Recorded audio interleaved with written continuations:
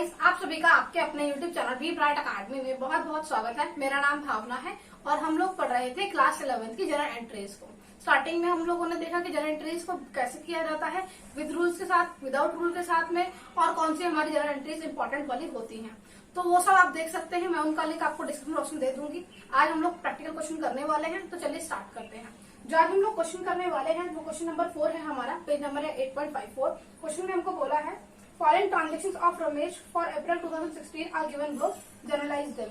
आपको रमेश ने कुछ ट्रांजेक्शन की हुई है अप्रैल 2016 में, उनकी जनरल एंट्रीज को पास करना है। तो चलिए हम लोग स्टार्ट करते हैं।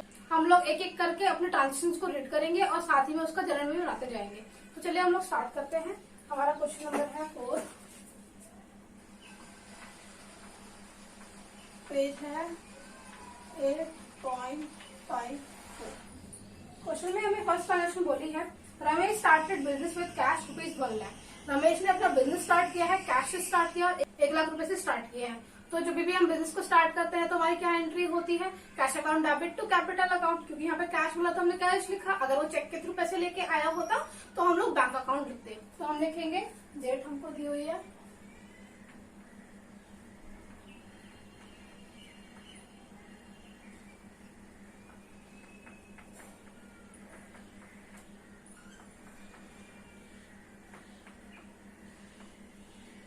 Cash account debit to capital account, amount हमारा हो जाएगा 1 लाख।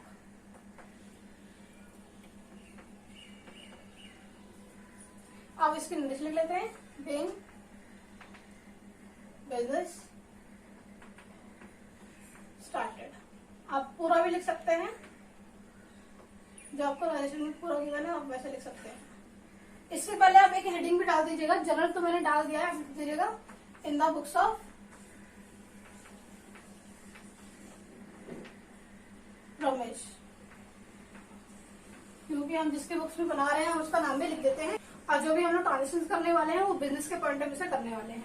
इसके बाद जो नेक्स्ट एंट्री बोली है पेड इनटू बैंक, यानी कि आपने क्या किया, अपने जो बिजनेस का पैसा था उसको बैंक अकाउंट में डाल दिया। तो आपका जो बिजनेस के अंदर का कैश होगा वो तो आपका हट जाएगा, कम हो जाएगा, जितना भी आपने बैंक में जमा करा दिया, और बैंक अकाउंट का बैलेंस उतना ही बढ़ जाएगा। तो इसको कैसे करेंगे, देखिए अप्रैल 2, अब बैंक का पैसा बढ़ गया तो बैंक अकाउंट तो डेबिट हो जाएगा, तो बैंक अकाउंट डेबिट 2 करके लिखेंगे कैश अकाउंट, क्योंकि उतने से आपका कैश अकाउंट कम हो जाएगा, कैश का बैलेंस कम हो जाएगा। अमाउंट है 70,000।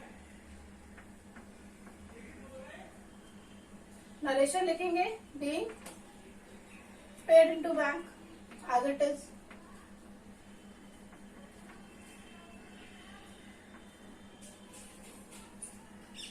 इसके बाद जो नेक्स्ट ट्रांजेक्शन बोली है बॉट गुड्स फॉर कैश ₹5,000, यानी कि आपने गुड्स को परचेज किया है, कैश में परचेज किया है।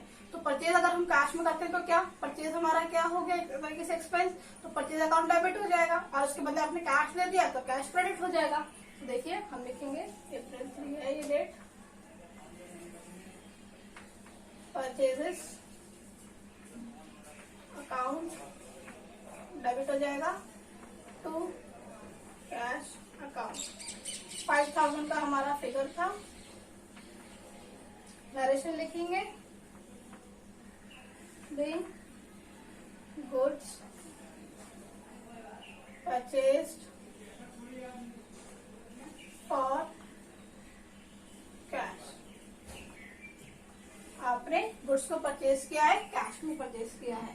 इसके बाद जो आपको नेक्स्ट बोला है due cash from bank for office use ₹1,000, यानी कि आपने क्या किया, बैंक से पैसे निकाल लिए हैं लेकिन ऑफिस के यूज के लिए निकाले हैं। अगर आप ऑफिस के यूज के लिए बैंक से पैसे निकाल रहे हो तो ये क्या हुआ, इससे आपके बिजनेस में कैश इंक्रीज हो गया और आपका बैंक का बैलेंस कम हो जाएगा। तो इसमें क्या होगा, देखिए अप्रैल और कैश आ गया तो कैश हो गया डेबिट और बैंक का बैलेंस उतना ही कम हो गया। अमाउंट बोला है ₹1,000 being due cash from bank for office use. आपने ऑफिस के यूज के लिए बैंक से पैसे निकाल लिए तो आपके बिजनेस में कैश इंक्रीज हो जाएगा, आपका बैंक का बैलेंस कम हो जाएगा। नेक्स्ट एंट्री हमने को बोली गई है sold goods to Krishna on credit ₹1500, यानी कि आपने सेल की है और जो सेल की गई है वो क्रेडिट में सेल की गई है। तो जब भी आप किसी को क्रेडिट में सेल करते हो तो हम क्या करते हैं, जिसको मिल गई वो चीज उसको क्या करते हैं, उसका नाम डेबिट कर देते हैं, और हमारा सामान चला गया तो उसको हम क्रेडिट करेंगे। तो देखिए हम देखेंगे, डेट है अप्रैल 13, कृष्णा अकाउंट डेबिट हो जाएगा टू सेल्स, क्योंकि हमने यहाँ पे सेल्स की है, और इसका अमाउंट है 1500। नरेशन लिखते हैं, being goods sold to Krishna.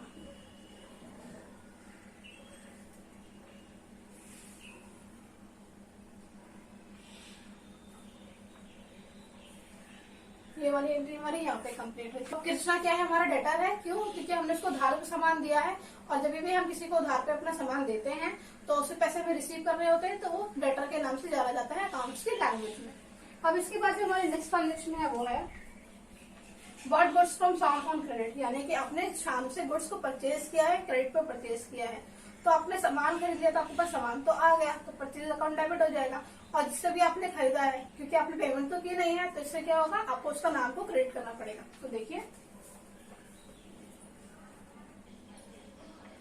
अप्रैल 20 हमने क्या किया है, परचेज का गया है, तो परचेजेस अकाउंट क्या हो गया, डेबिट।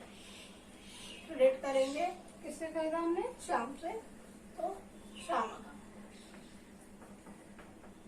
कितने का सामान हमने खरीदा है, 2500 का।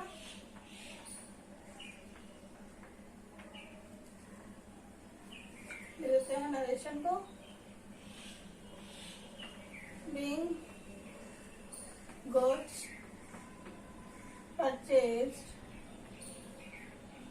फ्रॉम श्याम।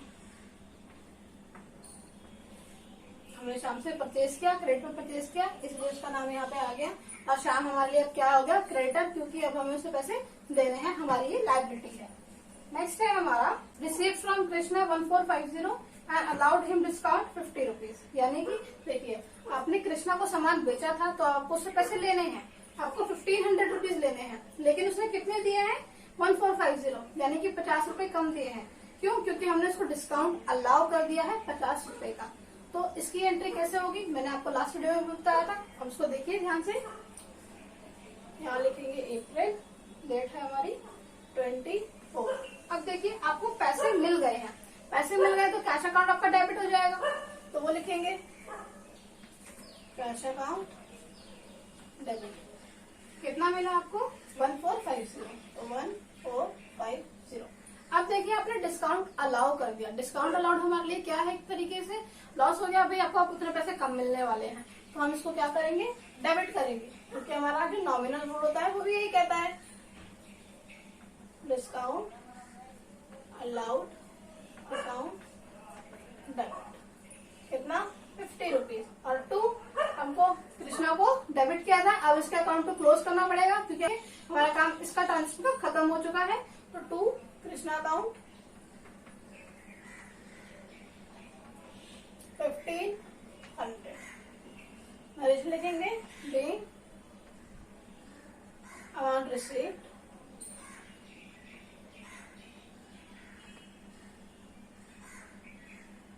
and discount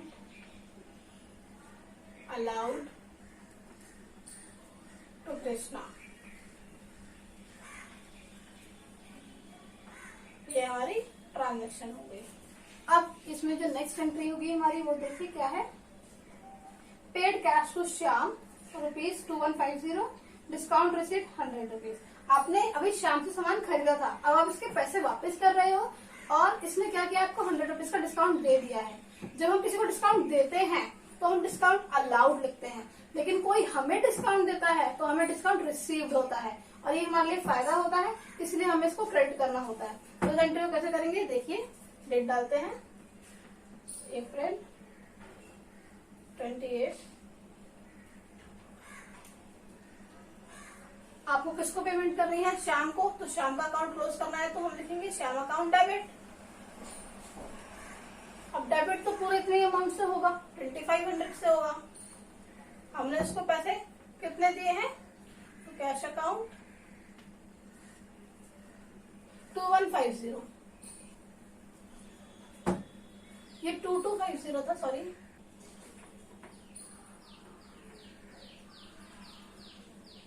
तो यहाँ भी 2250 आएगा। इसको भी हम टिक कर लेते हैं 2250। हमने इसको पेमेंट दी है 2150 की, और आपको डिस्काउंट जो रिसीव हुआ है वो है डिस्काउंट रिसीव्ड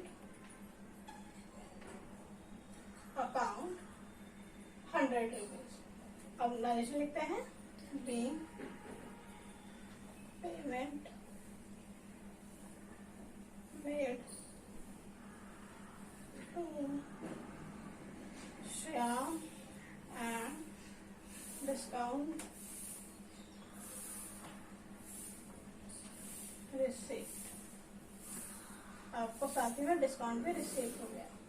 तो ये हमारी ट्रांजेक्शन यहाँ तक हो गई। इसके आगे की जो ट्रांजेक्शन है हम वो इसको एक बार रख करके फिर करते हैं। अब इसके बाद जो हमारी नेक्स्ट ट्रांजेक्शन है वो है अप्रैल 30 की cash sales for the month 8000 रुपए, यानी कि हमने जो कैश में सेल की हुई है उसका फिगर बताया गया है। तो इसको कैसे लिखेंगे? देखिए अप्रैल 30, तो हम कैश सेल्स हुई है तो आपका कैश अकाउंट डेबिट हो जाएगा, आपका कैश का बैलेंस बढ़ जाएगा क्योंकि, और सेल्स हुई है तो टू सेल्स अकाउंट, अमाउंट है हमारा 8000।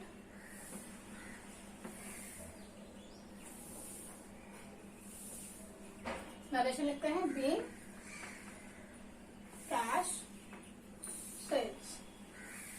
आपने कैश में सेल की तो इसलिए आपको पैसे मिल गए।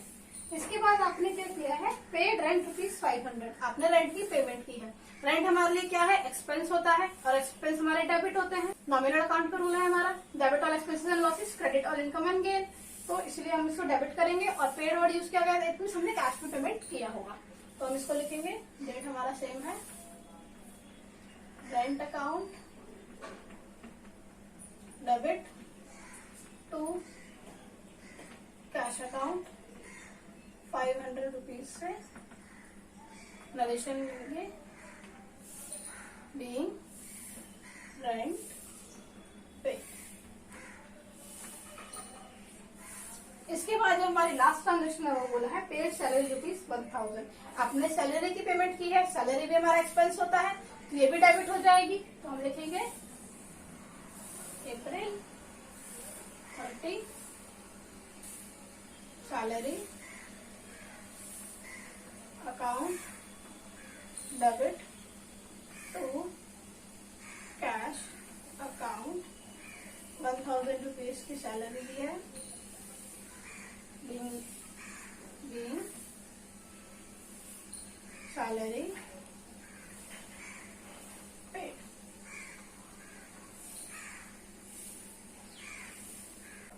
तो ये हमारी ट्रांजेक्शन कंप्लीट हो गई। आई होप आपको एक क्वेश्चन समझ में आया होगा।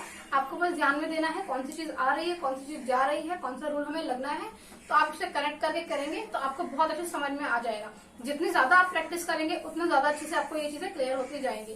तो ऐसे ही आप क्वेश्चंस को करते रहिए और चीजों को अच्छे से समझते रहिए। अगर आपको ये वीडियो अच्छा लगा तो आप इसे लाइक कीजिएगा, अपने दोस्तों से शेयर कीजिएगा। अगर आप मेरे चैनल पे फर्स्ट टाइम आए तो आप इसे सब्सक्राइब भी कर सकते हैं। थैंक यू सो मच मेरी वीडियो को देखने के लिए।